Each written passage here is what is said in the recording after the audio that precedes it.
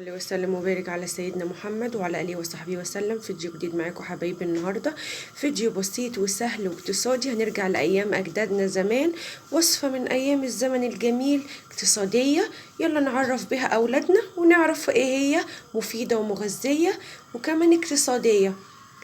معايا نص كيلو طماطم او نص كيلو طماطم، بصلايه، معايا معلقه رز وفول مدشوش.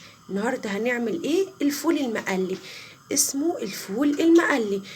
هنطحن الطماطم، انا هقول لكم على الطريقه وهنزل لكم على طول الطبق بشكله الخطير علشان خاطر ما اطولش معاكم في الفيديو حبايبي.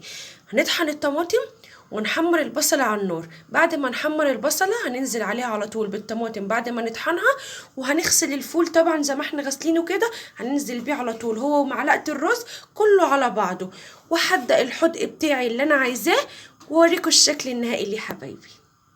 انا قلت لكم الطريقه ودي شكله النهائي.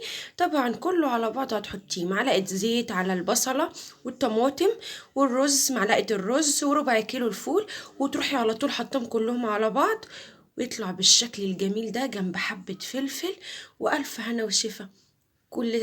كل سنة وانتم طيبين، رمضان داخل على الأبواب، لازم ناكل الحاجات ديت، وكمان في الظروف الاقتصادية اللي احنا فيها لازم نفكر في كل حاجة اقتصادية نقدر نعملها.